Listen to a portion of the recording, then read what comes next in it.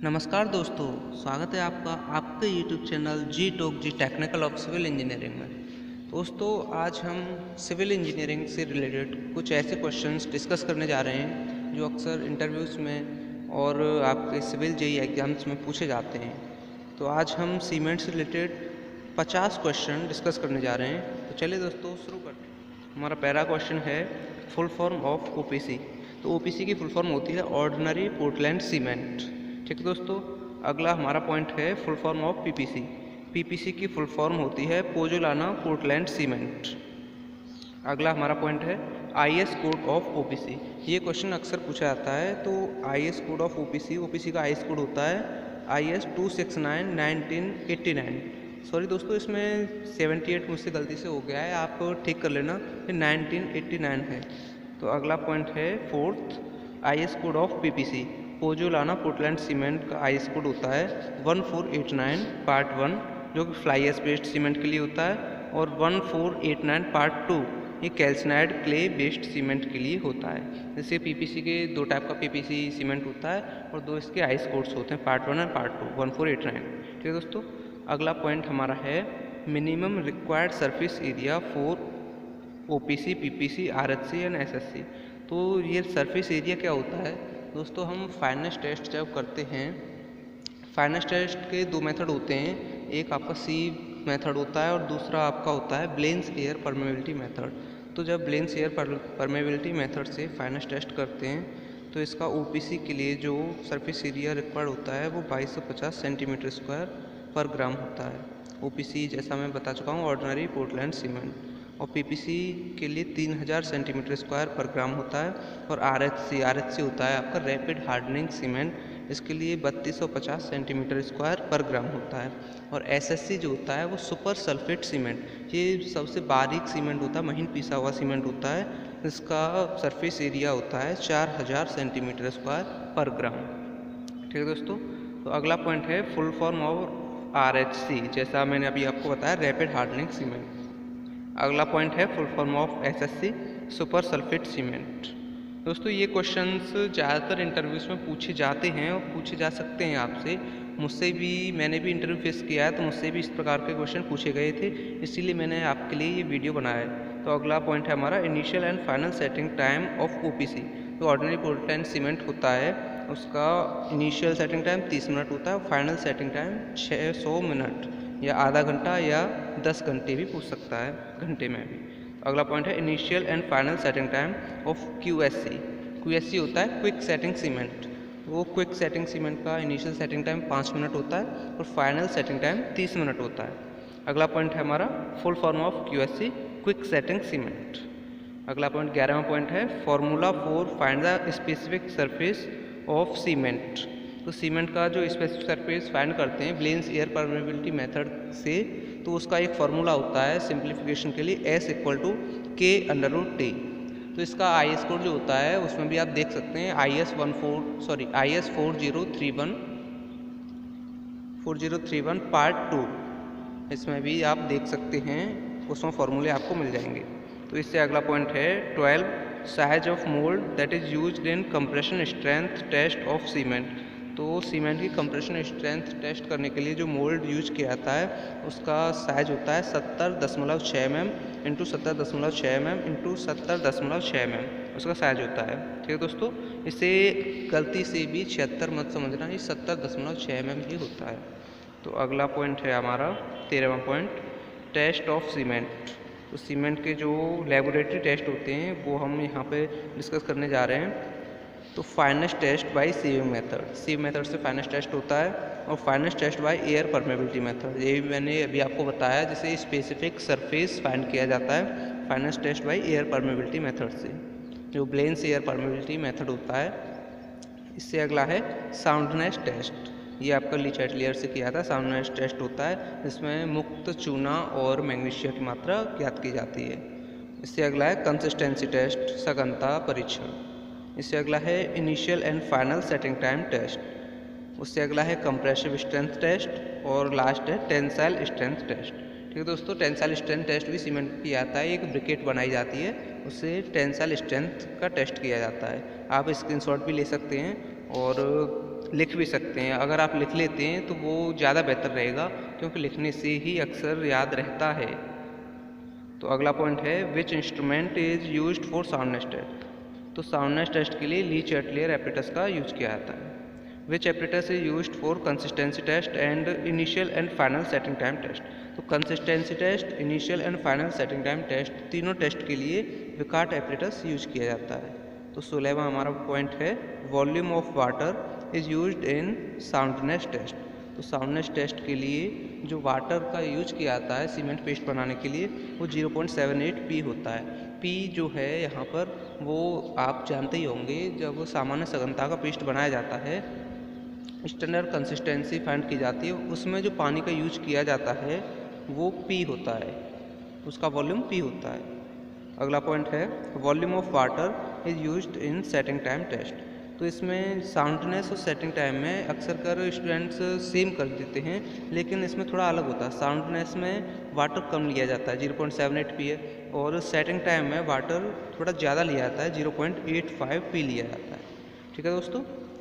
अगला पॉइंट है volume of water is used in compression strength test of cement. तो compressive strength test करने के लिए जो वाटर लिया जाता है उसमें 1:3 के अनुपात में सीमेंट और सैंड को मिलाया जाता है, उसमें वाटर ऐड किया जाता है तो पेस्ट बनाया जाता है, मोर्टार बनाया जाता है। तो उसके लिए जो पानी लिया जाता है P/4 + 3% of total weight of cement plus sand. Cement और सैंड के टोटल वेट का P/4 + 3% वाटर लिया जाता है।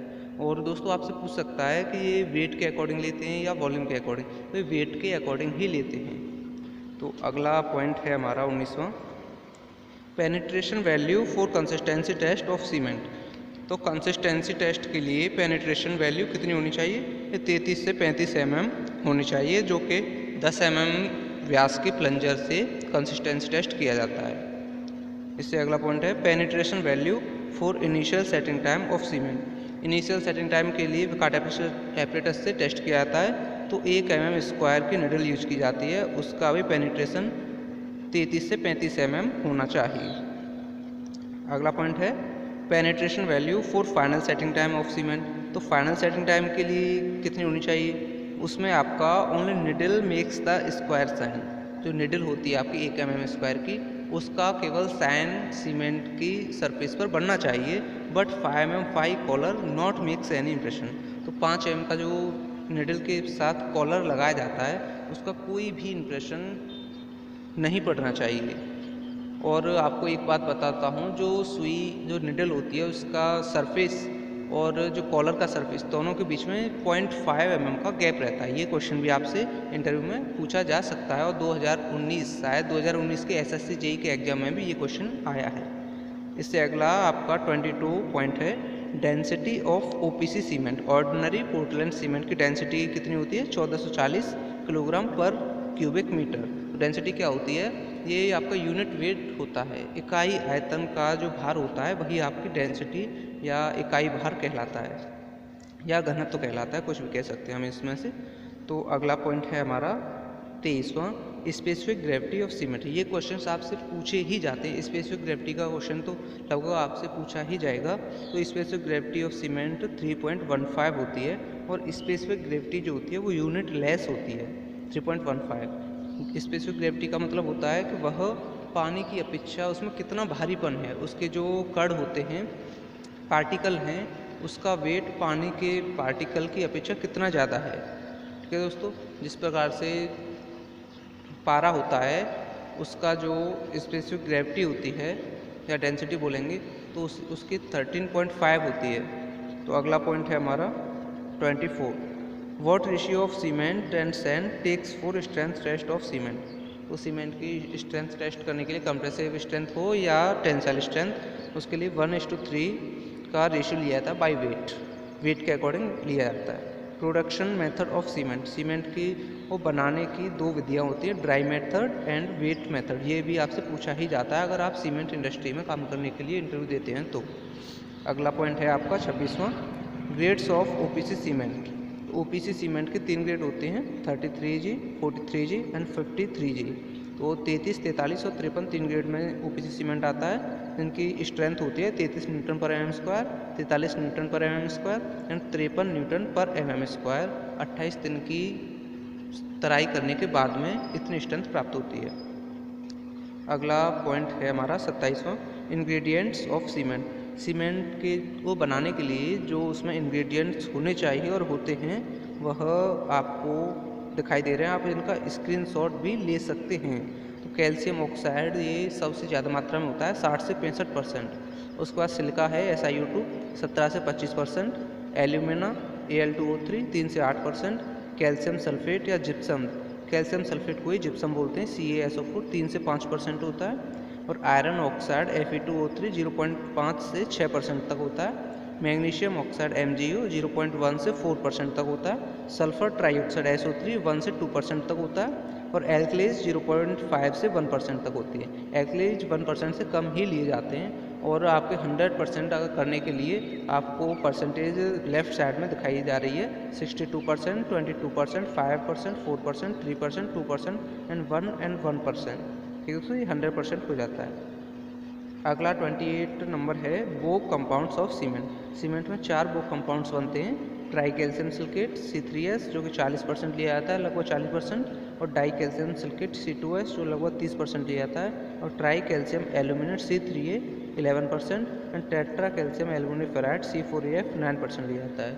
इनको साधारण भाषा में alite, belite, celite and felite भी बोलते हैं।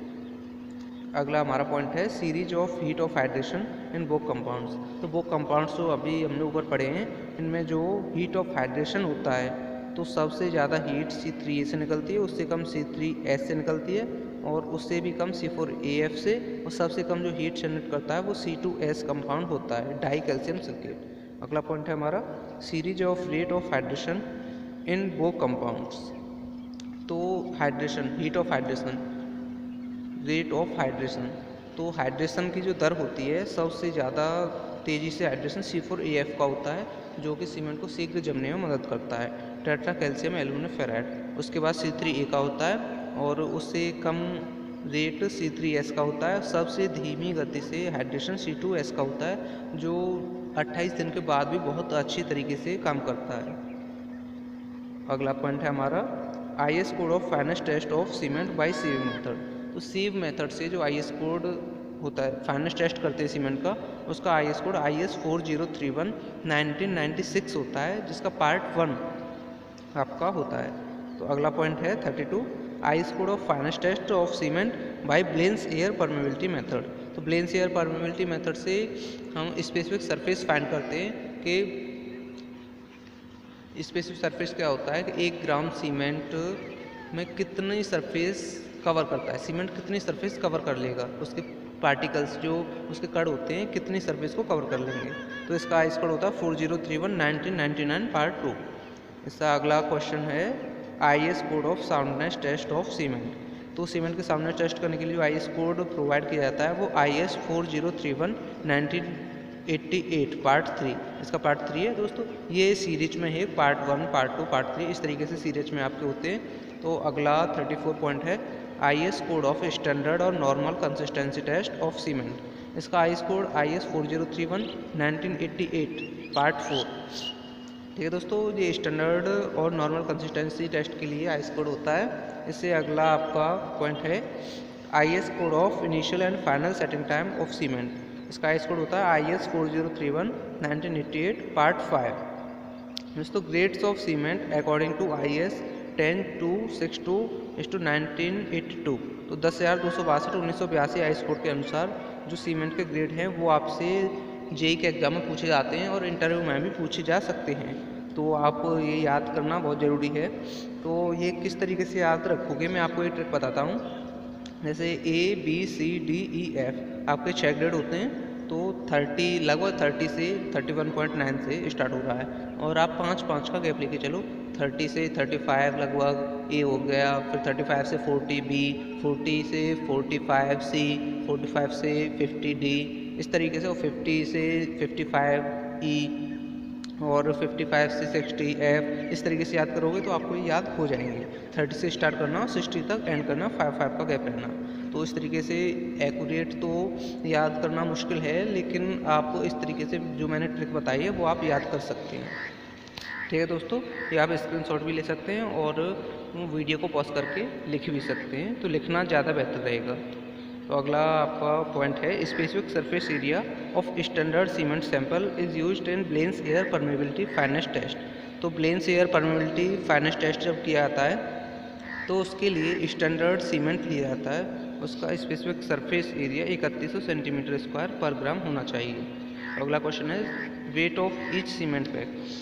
ईच सीमेंट बैग का, एक सीमेंट बैग का वेट कितना होता है? 50 किलोग्राम, और इसका नेट वेट होता है 50 किलोग्राम। अगला पॉइंट है 39 volume of each cement bag. एक सीमेंट बैग का वॉल्यूम कितना होना चाहिए?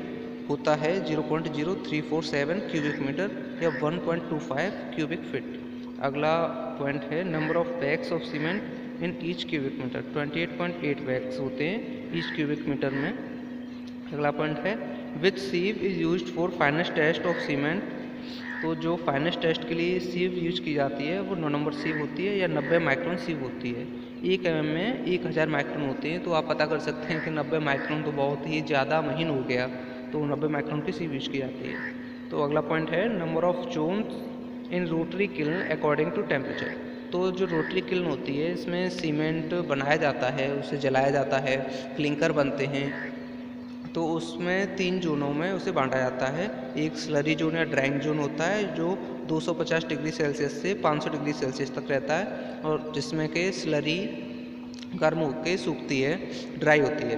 तो दूसरा है कैल्सिनेशन जोन जो 700 से 1200 डिग्री सेल्सियस तक होता है, इसमें स्लरी का कैल्सिनेशन होता है। और तीसरा जोन है क्लिंकर जोन जो कि 1500 से 1700 डिग्री सेल्सियस तक होता है, इसमें स्लरी के क्लिंकर बनते हैं 5 से 10 mm के।